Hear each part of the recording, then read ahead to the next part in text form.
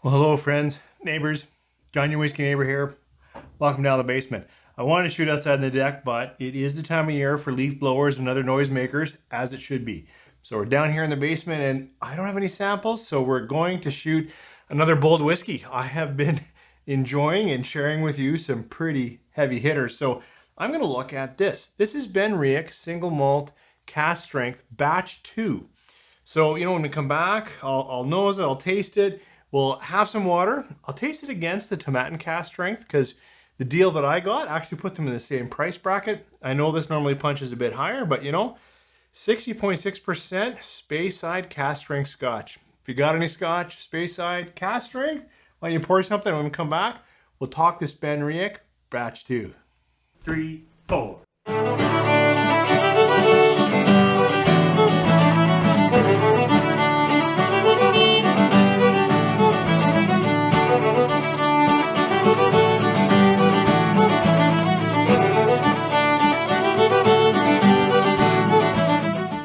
Thanks for staying with me.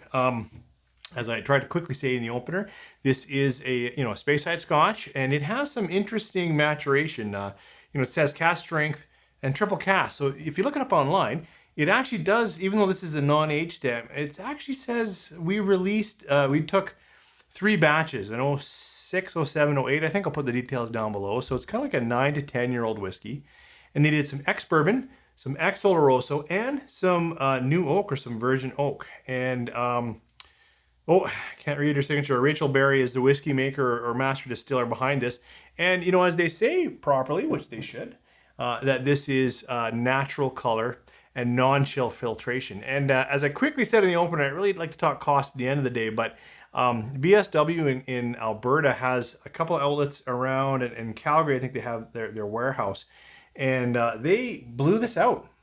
I don't know why, but this, and I haven't opened it yet, but the one that's peated cask strength, got it for under 70 Canadian. So that's really really a great deal for 60.6. Some interesting history, cask strength Scotch. But that's a bit of background. Let's see what we get on the whiskey itself. Hopefully you have something. If you have this, hopefully you poured it. And in the comments later, you can go, John, you're way off, or, oh, I got some of that too. So let's see what the whiskey tells us on the nose first. Nice rich Scotch. Lots of sweetness, lots of honey, lots of malt. I actually quickly get a little bit of something nutty or old chocolate or a little espresso, something like that. Coming back, did I say vanilla? Because I definitely get some floral vanilla in there. And I missed all of the sherry notes because I do get kind of a bright, like a currant or a raspberry or some kind of bright berry from the sherry.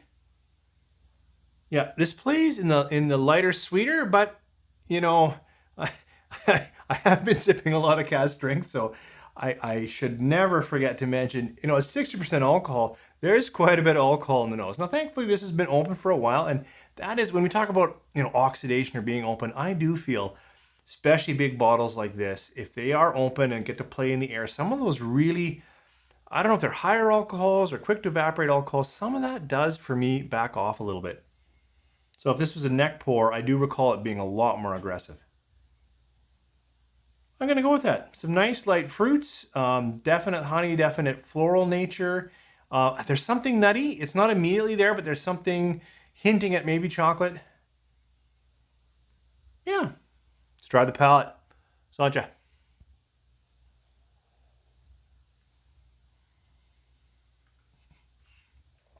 Okay, that's where the 60% spoke. First whiskey of the day. Should have had a warm up. I'm getting a little more malt, a little more biscuit, a little more oak. So where the nose was quite floral and sherry, the palate at first is far more oaky, malty, a little bit of spice, but they're not hot cinnamons. It's more I was gonna say ginger again. I've been saying that a lot. Maybe clove. It's not quite savory enough to be clove. Better go again.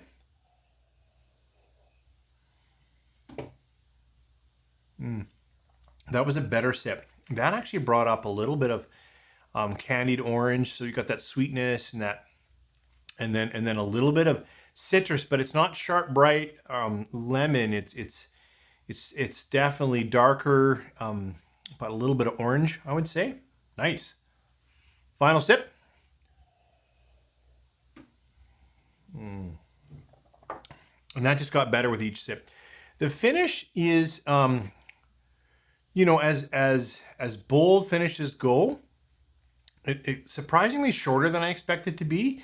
I'm still left with, you know, the mouthfeel, the clearly aggressive. My tongue's going like, what was all that alcohol? But when I breathe it in and out, it backs way off into sort of a light malt, a bit of char, back into some orchard fruits, sweet fruits, more pear, more,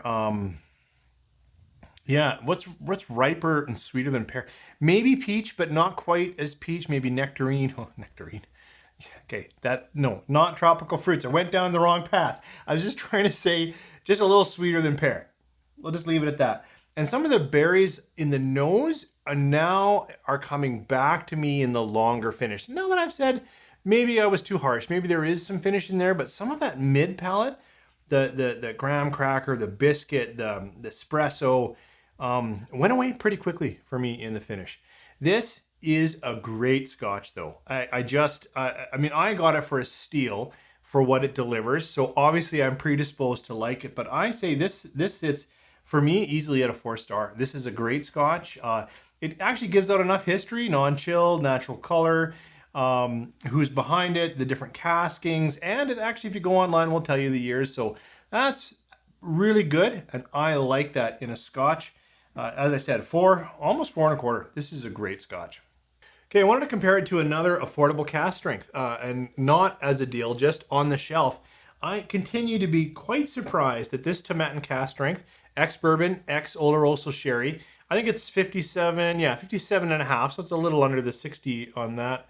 It doesn't say natural color, non-chill filtration, but why you would chill filter at 57.5 would be beyond me. But it might be colored because they don't say. Similar, doesn't have the natural oak, and like I said, this is on the shelf in the 60s Canadian dollars, which I think is just a steal. Let's see how it compares in this sitting with the BenRiach.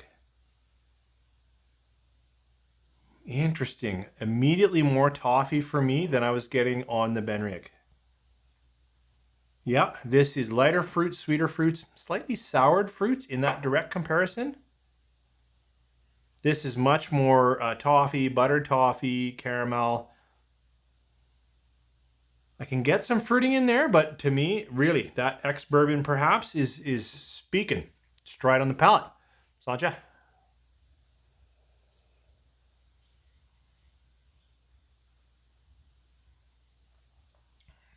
No, I don't. Okay. I started speaking a little too quickly. I was about to say, oh, you know, the more that buttered caramel continues, it does. But actually, a significant amount of spicing. And this, I did get a little bit of cracked pepper, a little ginger, a little cinnamon. Kind of, whoa, okay, got a little bit of going on here. Kind of a Christmas cake of spices that really lit up quicker than the BenRiach. So definitely spicier profile, a little more aggressive profile.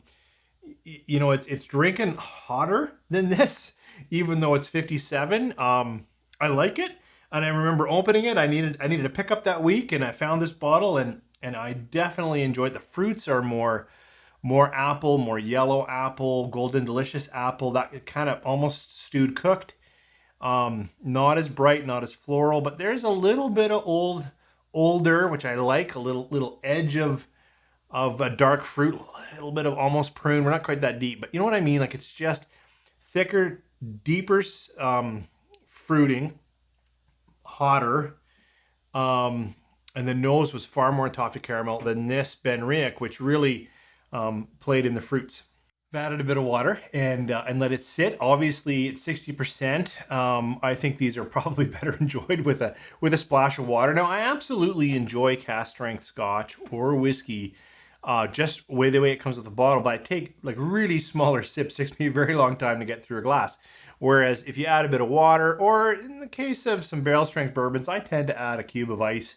and then let it sit a little bit, let it melt off. I think you get to kind of that, I don't know, the sweeter spot that you'd look for in a whiskey or scotch. So here I'm going to try the BenRiach with water. Interesting. Definitely coming back now with water. I'm getting a little more of that, toffee caramel that I was just really noticing in the tomatin.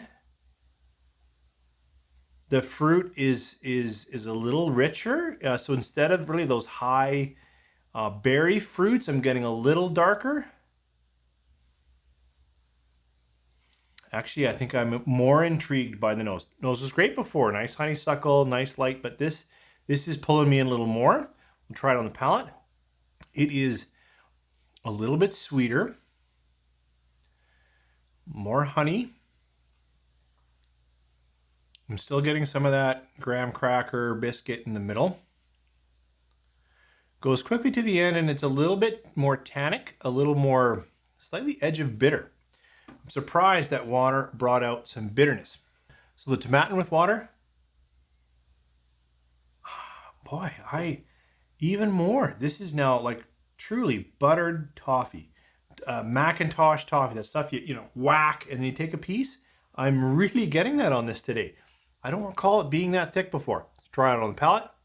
More oak, more rind of fruit, edge of grape skin. Like it's definitely a darker palate. I'm not sure. The nose on both of them possibly improved with water. Well, I think they did.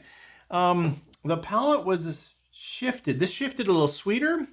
And then when I talk bitterness, if I would reflect on that, it might be more husk of some kind of nut, edge of walnut. That's maybe too rich. And this one, in the long finish, I was gonna say the water really muted the spices, but they've come back in the longer finish. So hard to say. As I indicated before I water them, or as I watered them, it's very likely all of us will try a little bit of water. Well, you should always try a bit of water, and then find a sweet spot for yourself. For me, the noses were much better with water, much more enjoyable, and of course the sips were smoother or interesting. So I prefer in this sitting the BenRiach. The fruiting is brighter.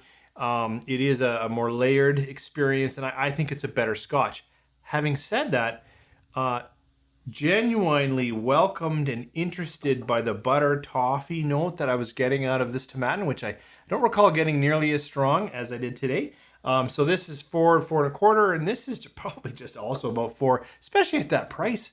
To be able to get this bold an experience that you can try in such a variety of ways for the kind of dollars they're asking, I just hope it stays that way in the shelf. Thanks for joining me down here. Sorry I don't have any samples, but I think I'm going to be getting some pretty soon. So hopefully we'll get back into that Sunday sample soon enough. You guys have a great week.